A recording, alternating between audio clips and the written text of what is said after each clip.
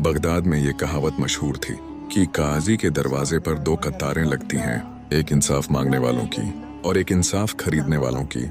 और अक्सर ये होता था कि दोनों कतारों में से जो ज्यादा सब्र करे वह हारता है और जो ज्यादा सोना रखता हो वह जीतता है।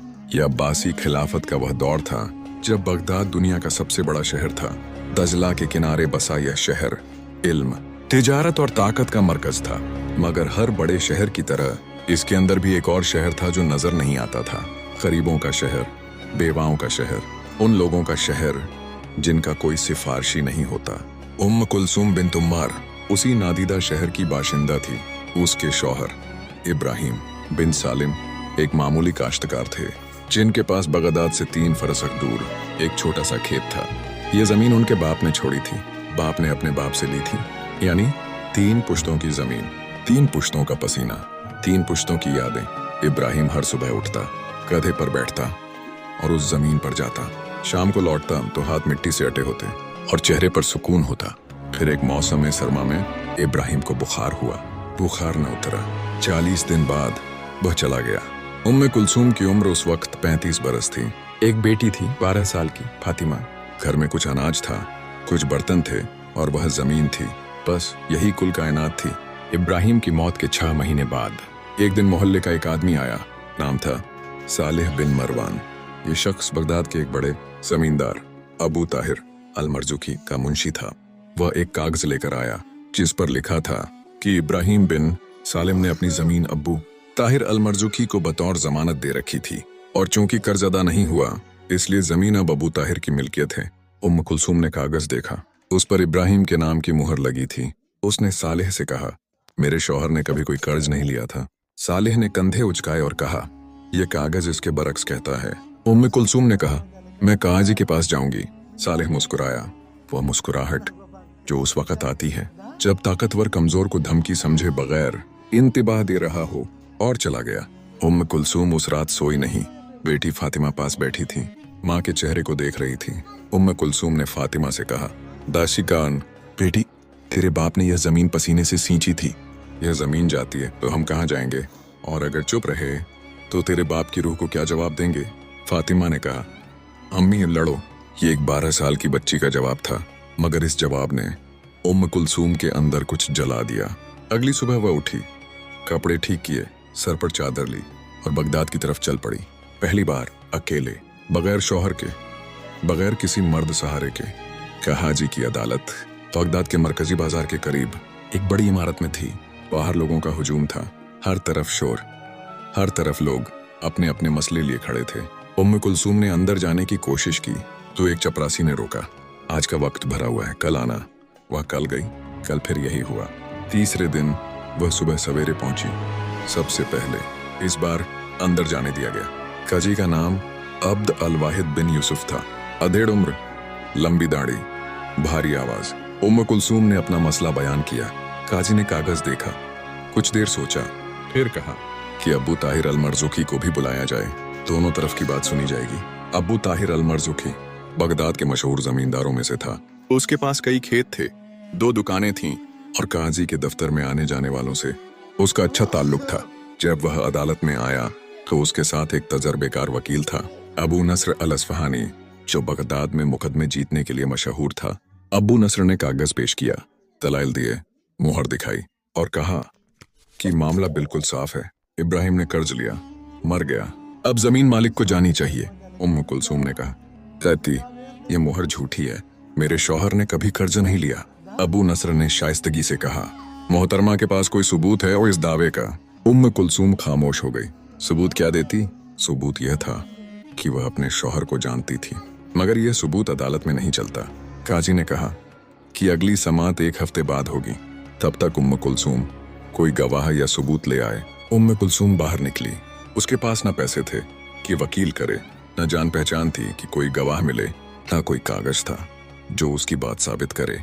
वह दजला के किनारे बैठ गई और पानी को देखती रही। पास ही एक बूढ़ा आदमी बैठा था, मछली पकड़ रहा था।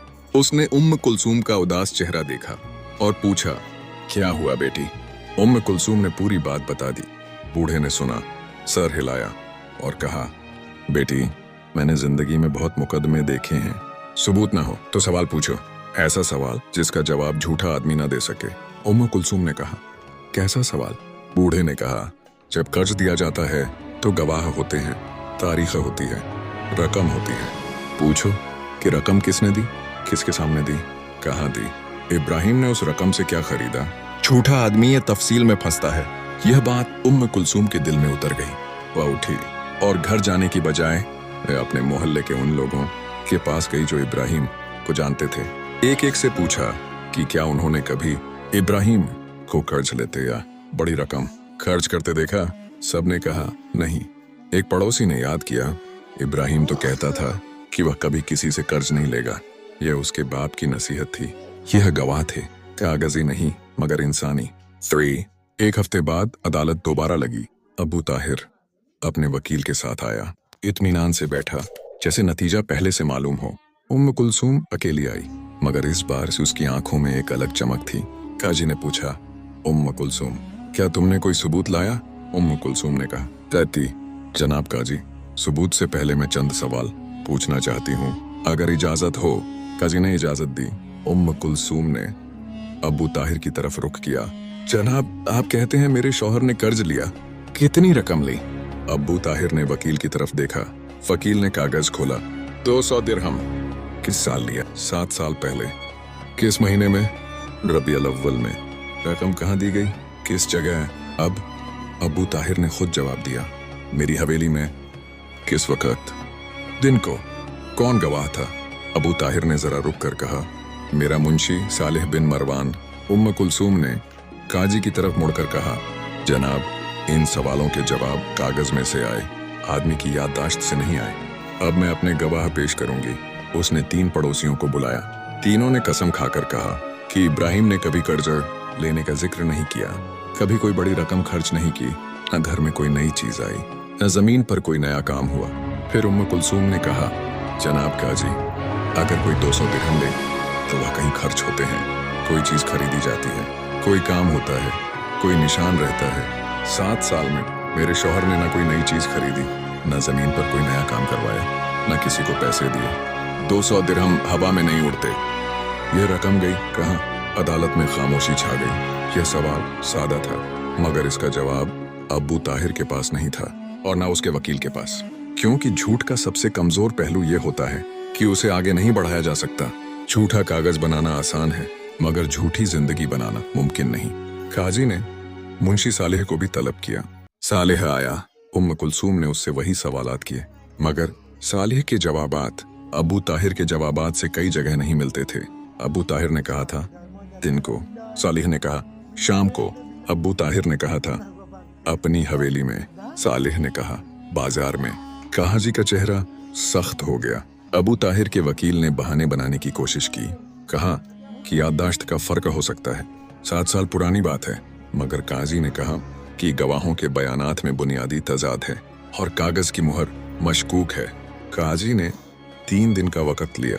बगदाद में ऐसे मामलात में 3 दिन बहुत कम होते थे, अमूमन महीने लगते, मगर शायद काजी को मामला साफ नजर आ गया था। इन 3 दिनों में अबू ताहिर ने बहुत कोशिशें की। अपने जानने वालों के जरिए काजी तक पैगाम भेजे। कहा गया कि मामला रफा दफा कर लिया जाए, उम्म कुलसूम को कुछ रकम देकर राजी कर लो। सालेह उम्म कुलसूम के मोहल्ले में भी गया और ढके छुपे लफ्जों में कहा, बीबी ये झगड़ा खत्म करो, तुम्हें 50 दिरहम दे देंगे, खामोशी से घर जाओ। उम्म कुलसूम ने कहा, तैती, मैं अपनी जमीन चाहती हूँ, 50 दिरहम नहीं। तीसरे दिन फैसला आया। काजी ने कहा कि अबू ताहिर का दावा 2 गवाहों के मुतजाद बयानात की वजह से साबित नहीं होता। कागज पर मुहर है, मगर मुहर तन्हा सबूत नहीं हो सकती जब गवाही मशकूक हो। इस्लामी कानून में कर्ज का दावा उस वक्त साबित होता है जब गवाह मोतबर हों और उनके बयानात एक दूसरे से मुत्तफिक हों। चूंकि यहाँ दोनों शर्तें पूरी नहीं होती, इसलिए जमीन उम्म कुलसूम के पास रहेगी। अदालत में लोगों के दरमियान एक आहिस्ता सी सरगोशी दौड़ गई। अबू ताहिर उठा, कुछ कहे बगैर चला गया। उसके चेहरे पर गुस्सा था, मगर वह जानता था कि अब कुछ नहीं हो सकता। उम्म कुलसूम बाहर निकली, धूप में खड़ी हुई, आंखें बंद की। उसके ज़हन में इब्राहिम का चेहरा आया। वह सुबह जब वह गधे पर बैठकर खेत जाता था, हाथ उठाकर उसे सलाम करता था, आंखों में आंसू आए, मगर यह रोने के आंसू नहीं थे। शाम को वह अपनी जमीन पर गई। फातिमा साथ थी। दोनों ने मिलकर उस जमीन की मिट्टी आरी हाथों में ली। मिट्टी ठंडी थी, नम थी, और इसमें वो खुशबू जो सिर्फ अपनी जमीन में होती है। बगदाद के बाजार में तो जब यह कहानी फैली तो लोग इसके बारे में अजीब अजीब बातें करने लगे। कोई कहता कि उम्म कुलसूम ने जादू किया, कोई कहता कि काजी को किसी ने खरीद लिया। मगर जो समझदार थे वह जानते थे कि सच यह है कि एक औरत ने बगैर पैसे के, बगैर सिफारिश के, सिर्फ अपने दिमाग से वो सवाल पूछा जो झूठे आदमी के झूठ की तह तक पहुंच गया। इस कहानी का सबक बड़ा सादा है मगर बड़ा गहरा है। ताकतवर आदमी कागज बना सकता है, मोहरें लगा सकता है, गवाह खरीद सकता है, मगर वो एक काम नहीं कर सकता।